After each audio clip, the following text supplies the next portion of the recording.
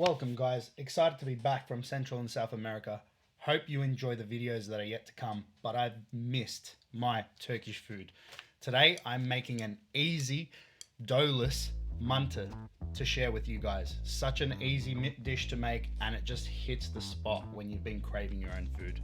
I've got red onions and brown onions, so that's what we're using today. I'm going to be using a manual food processor today, as you're about to see.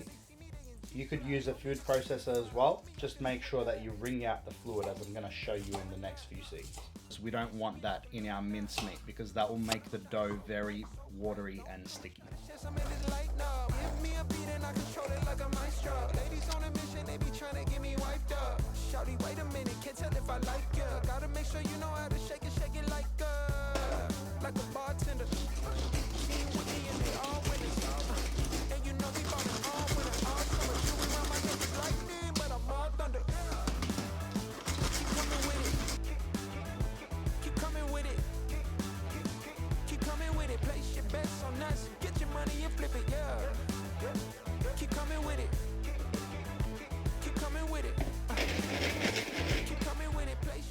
And you see we got our cheesecloth or kitchen towel in my situation because I don't have a cheesecloth. I've got to go buy some actually.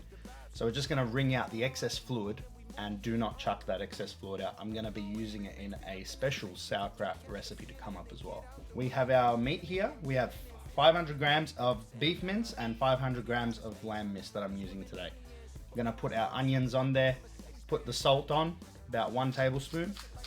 Then we're going to crack some black pepper on there, also about 1 tablespoon. Remember, this is to your taste, so make it as you see fit. Some sweet paprika as well, about 1 to 2 teaspoons.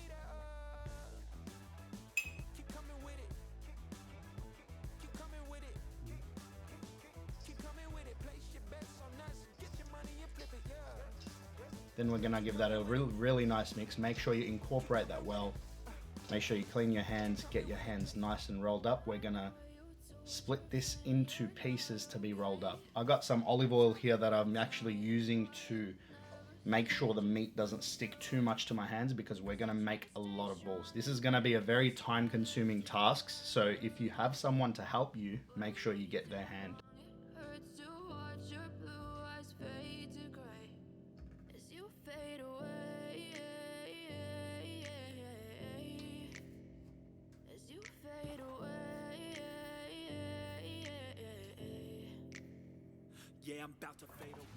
We have plain flour on the side there. I've used 00 because that's all I had.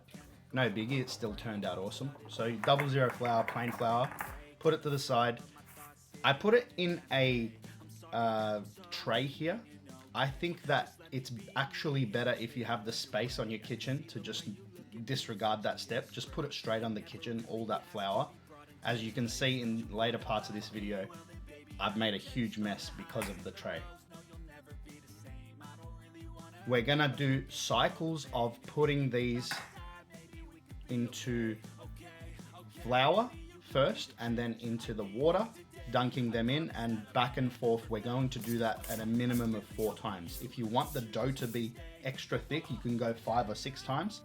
But I'm not gonna lie to you, it's a bit of a process. This is the only thing that makes this hard. You can't do it in big batches, in my opinion, because if you do, the weight of the dumplings submerged in the water will actually squish together and it will make your life very difficult. So you have to be very delicate with your fingers. You know, don't be squeezing these balls really hard. Freezing before you start this step actually makes a huge difference. So make sure you freeze your balls before you put them in the flour.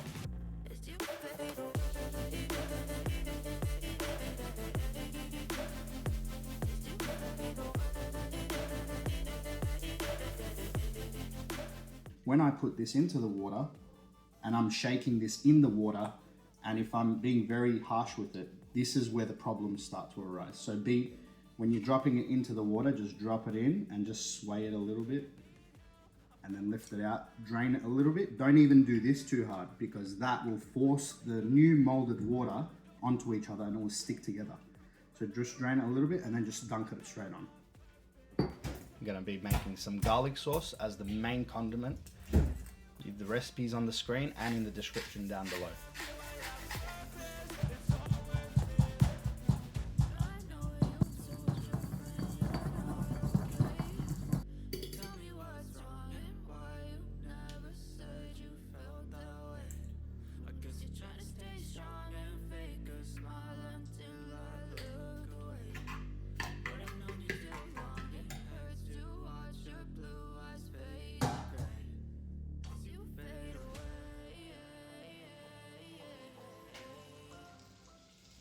Look how rich that sauce is getting.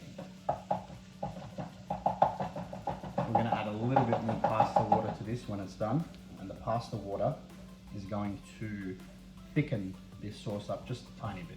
Just like a tablespoon or two is all we need. If you want to freeze them and package them for later, make sure you put them on a tray first so they harden, because if you put them in a plastic bag straight away, they're going to stick together and you don't want that.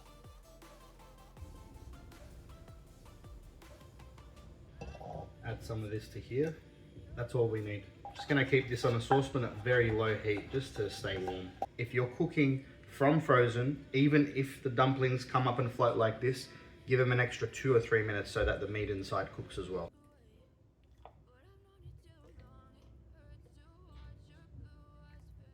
I love it with a little bit of water around the edges.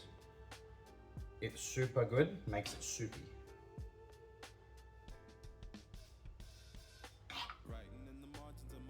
I'm actually chucking a little bit of Sichuan peppercorn chili crisp into this, just experimenting. This is not necessary, but I've also put in dried mint, which I reckon is very needed in this. It's a very crucial part of the recipe. It gives it a really nice freshness. And I've also put hot chili flakes because I'm just a hot bastard and I love my chili. So you do as you do though. Customize it to your wishes and taste. Perfect. That's the inside. All cooked the way through. The outside is almost like a dumpling I've actually rolled out from a dough. How good is that?